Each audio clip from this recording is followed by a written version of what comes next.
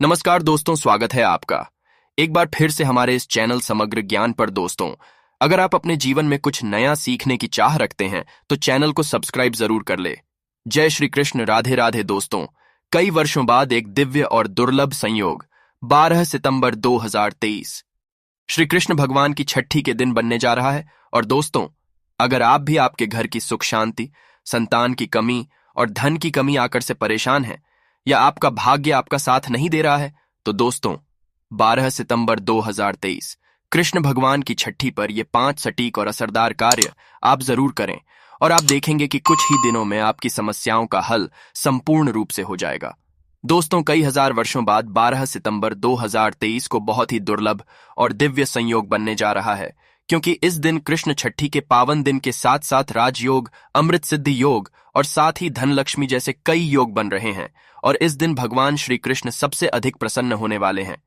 इसीलिए दोस्तों, अगर आप भी भगवान कृष्ण से इस दिन जो भी सच्चे दिल से मांगेंगे वो मनोकामना आप जरूर पूरी होगी। और इस दिन ये 5 कार्य करने से आपकी किस्मत चमक उठेगी। आखिर कौन से वह कार्य जो आपको सभी कष्टों से मुक्त कर देंगे, आज की इस वीडियो में हम आपको विस्तार से बताएंगे। इसलिए दोस्तों, वीडियो को आखिर तक जरूर देखें। और दोस्तों, अगर आप भी अपने जीवन में भगवान श्री कृष्ण की कृपा पाना चाहते हैं तो इस वीडियो को लाइक करें कि कमेंट में जय श्री कृष्ण, राधे राधे लिखना ना भूलें। दोस्तों, श्री कृष्ण छठी के बाद भगवान कृष्ण की छठी मनाने की भी परंपरा है। भगवान कृष्ण के छठी वाले दिन लोग अपने आराध्य का अपनी इच्छा के अनुसार ही नाम भी रखते हैं। अगर कृष्ण छठी के दिन आपने बाल गोपाल जी लाए हुए हैं, उनका नामकरण भी छठी वाले दिन ही किया जाता है, तो कुछ लोग भगवान श्री कृष्ण को माधव बाल गोपाल ठाकुर जी आदि नामों से पुकारते हैं। अगर आपने भी बाल गोपाल रखे हुए हैं, नामकरण किया हुआ है, तो बहुत अच्छी बात है। या फिर आपने गोपाल कृष्ण छठी के दिन बिठाए हुए हैं, तो छठी वाले दिन इनका नामकरण आप जरूर कीजिए। कृष्ण छठी के 6 दिन बाद भगवान श्री कृष्ण की छठी मनाई जाती है। अब आप देख लें कि आपने कृष्ण छठी किस दिन मनाई है। उस दिन से लेकर जो भी छठा दिन पड़ता है, उस हिसाब से आप छठी मनाई। कृष्ण छठी का जो पर्व है वो भगवान श्री कृष्ण के जन्म उत्सव के रूप में मनाया जाता है, जिनके 6 दिन बाद भगवान श्री कृष्ण की छठी मनाने का भी रिवाज। इस दिन लोग कृष्ण छठी की तरह ही भगवान श्री कृष्ण की पूजा करते हैं। लोग इस दिन अपने घर में बच्चों की छठी की तरह ही घर में खड़ी चावल बनाते हैं। इस दिन भगवान श्री कृष्ण को पीले रंग के वस्त्र और माखन मिश्री का भोग भी लगाया जाता है। वैसे तो छठी दोपहर के टाइम ही मनाई जाती है, या फिर आपके घर परिवार में जो भी रीति रिवाज हो, जिस तरह से आप मनाते आ रहे हो, या फिर जिस तरह से आप अपने बच्चों की छठी मनाते हो, उसी तरह आप भगवान श्री बाल गोपाल की छठी मनाई। ये तो छठी किस तरह से मनाते हैं वह भी आपके साथ शेयर करेंगे। तो सुबह सूर्योदय के बाद आपको सबसे पहले स्नान आदि से निवृत्त होकर बाल गोपाल को, ठाकुर जी को आपको पंचामृत से स्नान कराना है।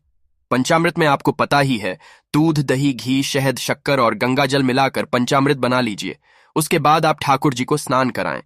अगर आपके पास है तो शंख से स्नान कराएं, या फिर चांदी के पात्र में पानी कर आप पंचामृत से स्नान करा सकते। इसके बाद भगवान श्री कृष्ण को पीले रंग के वस्त्र पहनाएं और उनका श्रृंगार कीजिए। इसके बाद ठाकुर जी को मिश्री और माखन का भोग जरूर लगाएं। इस दिन कड़ी चावल बनाने का भी विशेष महत्व है। आप इस दिन कड़ी चावल बनाकर ठाकुर जी को भोग जरूर लगाएं। और इस दिन यानी कि छठी के दिन ठाकुर जी अगर आपने बिठाए हुए हैं तो उनकी नजर आप जरूर उतारें। ठाकुर जी को काला टीका जरूर लगाएं। ये उन्हें विशेष तौर पर लगाया जाता है। छठी के दिन ऐसी मान्यता है, जो भी अपने घरों में काजल बनाकर कान्हा जी को लगाते हैं और उसके बाद अपने घरों में सभी सदस्यों को लगाते हैं, तो उनको नेत्र संबंधित कोई भी परेशानी है वो नहीं रहती है। इस तरह से आप ये 3 कार्य जरूर कीजिए। भगवान श्री कृष्ण को कई नामों से भी पुकारा जाता है। अगर आपने ठाकुर जी का नाम रखा हुआ है, श्री कृष्ण का नाम रखा हुआ है, तो बहुत अच्छा है। या कृष्ण छठी के दिन या छठी के दिन भी आप उनका नामकरण कर सकते हैं। आपको जो भी नाम पसंद हो वह नाम रख सकते हैं। चाहे तो आप उन्हें माधव बाल गोपाल ठाकुर जी भी कह सकते हैं या श्याम भी कह सकते हैं। छठी के मौके पर भगवान कृष्ण को चाबी भी सौंपी जाती है। इस दिन आप भगवान कृष्ण को घर की चाबी सौंप सकते हैं। उसके बाद भगवान से अपने घर में सदैव स्नेह और कृपा के लिए प्रार्थना भी करें। उनसे अपने घर के पालन पोषण लिए भी प्रार्थना करें। ऐसा करके इस तरह से आप छठी उत्सव मना सकते हैं।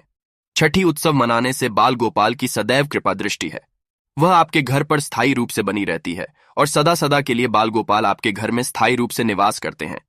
छठे दिन छठी की जो कथा है उसको सुनने का भी विशेष महत्व है। वहीं दोस्तों, आज हम आपको 5 ऐसी वस्तुओं के बारे में बताने जा रहे हैं जो भगवान गोपाल को अति प्रिय है। अगर आप भी भगवान कृष्ण असीम कृपा हासिल करना चाहते हैं तथा माता लक्ष्मी की कृपा हासिल करना चाहते हैं और अपनी मनोकामना को पूर्ण करना चाहते हैं तो कृष्ण छठी के दिन इन वस्तुओं को अपने घर पर जरूर लेकर आए। अगर आप इन सभी वस्तुओं को घर में नहीं ला सकते हैं तो कम से कम आप इनमें से कोई भी एक वस्तु घर में जरूर लेकर आए और भगवान श्री कृष्ण को यह वस्तु जरूर अर्पित करें। दोस्तों, नंबर 1 भगवान गोपाल की अति प्रिय वस्तु है मोर पंख कहा जाता। राधा रानी के महल में बहुत मोर हुआ करते थे। जब वह भगवान श्री कृष्ण की बांसुरी की धुन पर नृत्य करते थे तो उनके साथ में मोर भी नाचा करते थे। एक दिन किसी मोर का पंख जमीन पर गिर गया, जिसे तुरंत उठाकर भगवान श्री कृष्ण ने अपने मस्तक पर सजा लिया। भगवान कृष्ण के मस्तक पर सजा मोर पंख राधा रानी के प्रेम की निशानी मानी जाती है। इसीलिए भगवान गोपाल के जन्म उत्सव की पूजा में मोर पंखों से उनकी हवा किए जाने का चलन है। इसी कृष्ण छठी पर मोर पंख घर में जरूर लाना चाहिए। दोस्तों, एक अन्य कथा के अनुसार देवी राधा हर दिन मोरकुटी मंदिर के पास मोरों को दाना देने जाती थी। एक बार जब देवी राधा वहां पहुंची तो वहां पर एक भी मोर नहीं था। राधा रानी उदास हो गई। कान्हा ने देवी राधा को प्रसन्न करने के लिए स्वयं मोर रूप धारण कर लिया और वहां पहुंच गए। राधा रानी कान्हा का यह रूप देखकर बहुत प्रसन्न हुई। दोस्तों, मोरकुटी मंदिर में मोर रूप में आज भी राधा कृष्ण की होती है। इसीलिए भगवान श्री कृष्ण को प्रसन्न करने के लिए जन्म अष्टमी के पूजन में मोर पंख जरूर ही शामिल करना चाहिए। हिंदू मान्यताओं के अनुसार घर में मोर पंख का उपाय करने से अमंगल टल जाता है। विशेष रूप से कहा जाता है कि मोर पंख से बुरी आत्माएं पास नहीं आती। मोर पंख को भगवान गोपाल ने अपने मुख पर स्थान दिया तथा सम्मान दिया। वास्तु के अनुसार मोर पंख घर से अनेक तरह के वास्तु दोष को दूर करता है और मोर पंख सकारात्मक ऊर्जा को अपनी ओर खींचता है। मोर पंख मोर के बाजू से अलग होने के बाद भी जीवित रहता है, तभी तो इसका सकारात्मक असर अपना काम तेजी से करता है। दोस्तों, दूसरी चीज है बांसुरी भगवान राम की पहचान, धनुष तो भगवान गोपाल की बंसी। भगवान गोपाल की मधुर बांसुरी की धुन सुनकर गोपियों उनकी ओर खींची चली आती थी। भगवान गोपाल की बंसी प्रेम और आनंद का प्रतीक है। बाल कृष्ण गोपियों के साथ बंसी बजाकर रास रचाते थे और सृष्टि में प्रेम संचार करते थे। दोस्तों, कृष्ण न छठी के दिन भगवान श्री कृष्ण के श्रृंगार की सामग्री में बांसुरी को शामिल करने से गृहस्थी में प्रेम और आनंद आता है। भगवान कृष्ण को बांसुरी अर्पित करने के साथ ही आप अपने घर में बांसुरी को जरूर ही लाएं। दोस्तों, माना जाता है कि जहां कहीं भी वास्तु दोष हो वहां बांसुरी लगाने से वास्तु दोष दूर हो जाता है। परंतु ध्यान देना जरूरी है कि बांसुरी कभी भी सीधे नहीं लगानी चाहिए। इसे हमेशा तिरछा लगाने से लाभ, साथ ही बांसुरी का मुंह हमेशा नीचे रहना चाहिए। इसके अलावा दाम्पत्य जीवन में तनाव या फिर पूर्ण वातावरण रहता हो तो सिरहाने में बांसुरी रखकर सोने से बहुत अधिक लाभ मिलता है।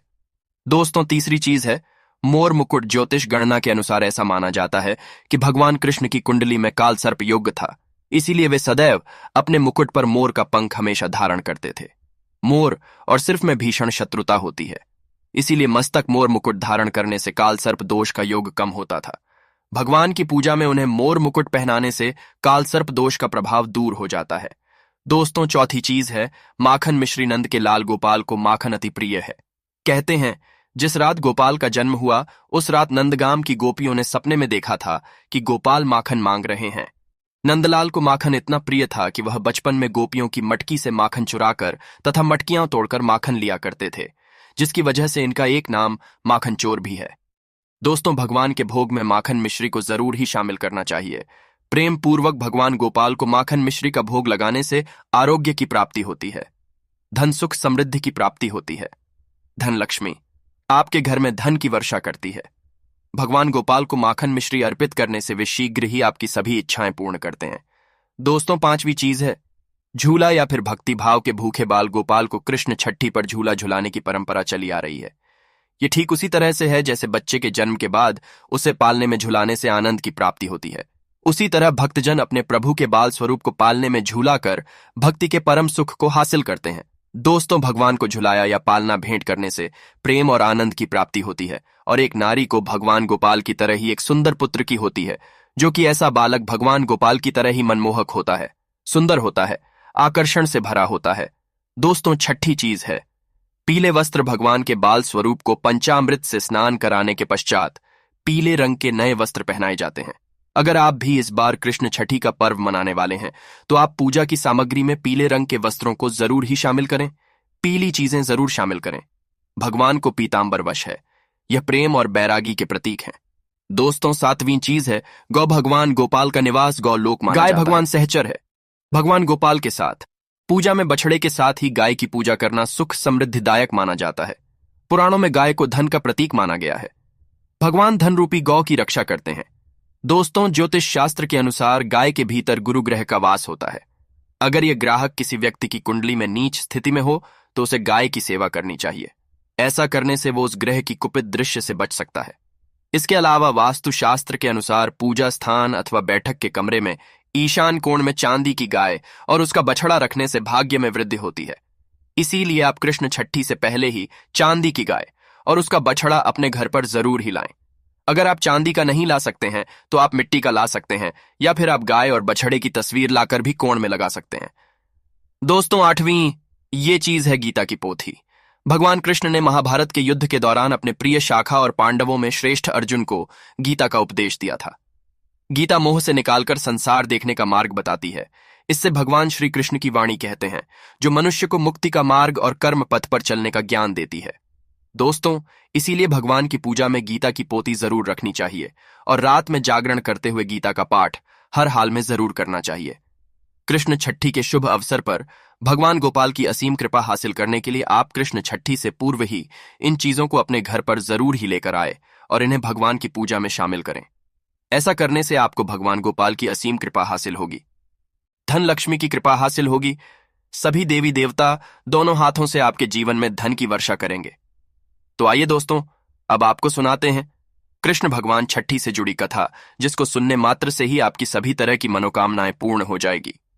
पौराणिक कथा के अनुसार जब भगवान श्री कृष्ण की छठी थी तो उस समय भगवान श्री कृष्ण अत्यधिक रो रहे थे। तो कोई कह रहा था कि भगवान श्री कृष्ण को नजर लगी हुई है, कोई कह रहा था कि भगवान श्री कृष्ण को भूख लगी हुई है।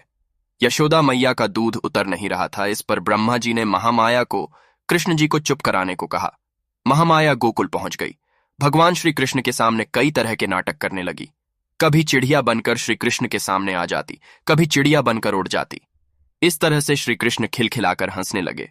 उसके बाद श्री कृष्ण चुप हो गए, जिसके बाद ब्रह्मा जी ने महामाया को छठी देवी होने का वरदान दिया और कहा कि तुम प्रत्येक घर में छठी देवी के नाम से आदर के साथ पूजी जाओगी। तो ये थी छठी कथा। इस तरह से आप भी छठी महोत्सव मना सकते हैं आपके घर परिवार में। जैसा रीति रिवाज जिस तरह से मनाते आ रहे हो उस तरह से भी आप छठी मनाइए, या फिर यह देख लीजिए कि आपके घर परिवार में पास के मंदिर में जब भी छठी मनाई जा रही हो उस दिन भी आप छठी मना सकते हैं। अगर आपने बाल गोपाल भी नहीं रखे हुए हैं, जो भी श्री कृष्ण भगवान की प्रतिमा है, फोटो है, उसके सामने जिस तरह से आप कृष्ण छठी पर पूजन करते हैं उसी विधि विधान के साथ आप पूजा अर्चना कीजिए और हलवा पूरी खीर जो भी आपने भोग में रखा हुआ है उसी तरह से बाल गोपाल को भोग लगाए। और कान्हा जी की शाम के समय जिस तरह से छठी मनाई जाती है, काजल लगाकर, नजर वगैरह है उतार कर, नजरिया वगैरह बांधकर उस तरह से मनाए। तो दोस्तों, इस तरह कृष्ण कृष्ण छठी की व्रत कथा पूरी हुई। ऐसी मान्यता है कि कृष्ण छठी के दिन कहानी को पढ़ने या सुनने से वृद्धि के सारे पाप धुल जाते हैं, जीवन के हर समस्याओं का समाधान मिलता है, साथ ही भगवान का आशीर्वाद सदैव है। इसी के साथ दोस्तों, छठी पूजा के दिन अगर कुछ खास उपाय किए जाएं तो आपका जीवन सफल हो जाता है। इसलिए आपको ये उपाय जरूर करें चाहिए। दोस्तों, कृष्ण जी की छठी के दिन भगवान श्री कृष्ण को चांदी की बांसुरी अर्पित करें। पूजा के बाद इस बांसुरी को तिजोरी या पर्स में रखें। मान्यता है कि ऐसा करने से धन लाभ होता है। इसके अलावा छठी के दिन राधा माधव को 56 भोग लगाएं। कहते हैं कि ऐसा करने से श्री कृष्ण प्रसन्न होते हैं, मनोकामनाएं पूरी होती हैं। रात 12 बजे दूध में केसर मिलाकर श्री कृष्ण का अभिषेक करना चाहिए। मान्यता है कि ऐसा करने से सुख समृद्धि और आर्थिक स्थिति में सुधार होता है। दोस्तों, इस दिन राधा कृष्ण मंदिर में जाकर श्री कृष्ण जी को अपने हाथों से बनी पीले फूलों की माला अर्पित करें। साथ ही अभिषेक के समय शारदा तिलक में दिए उनके इस अष्टदशाक्षर मंत्र का जाप करें, गोविंदा गोपीजन स्वाहा। इस दिन भगवान श्री कृष्ण के इस मंत्र जाप करने से आपकी आर्थिक संकट जल्द ही दूर होने लगेंगे और धन लाभ के योग भी बनेंगे।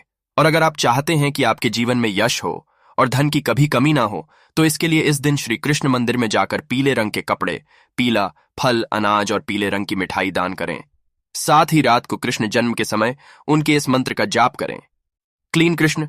इस बार इस दिन ऐसा करने से आपके जीवन में कभी यश की कमी नहीं होगी और आपकी हमेशा भरी रहेंगी। वहीं अगर आप लक्ष्मी की कृपा अपने ऊपर बनाए रखना चाहते हैं और जीवन में खूब तरक्की पाना चाहते हैं तो कृष्ण जी की छठी के दिन घर में या किसी बाग में या किसी मंदिर आदि में केले के 2 पौधे लगाएं। साथ ही अपने काम बनाने के लिए रात के समय श्री कृष्ण के इस मंत्र का जाप करें, श्री ग्रीन क्लीन कृष्णा स्वाहा। ऐसा करने से आपके ऊपर माता लक्ष्मी की कृपा बनी रहेंगी और जीवन में आपकी तरक्की होगी। दोस्तों, अगर आपकी कोई ऐसी इच्छा है जो बहुत दिनों से आपके मन में है और उसे आप जल्द से जल्द पूरा करना चाहते हैं, तो कृष्ण जी की छठी के दिन शंख में जल भरकर बाल गोपाल का अभिषेक करें। साथ ही रात के समय श्री कृष्ण के इस विशेष मंत्र का जाप करें, श्री कृष्ण आए गोविंदा स्वाहा। ऐसा करने से आपके परिवार में सुख, शांति और प्यार बना रहेगा। तो दोस्तों, अगर आप वाकई में भगवान कृष्ण को प्यार करते हैं तो सच्चे दिल से कमेंट बॉक्स में लिखें, जय श्री कृष्ण।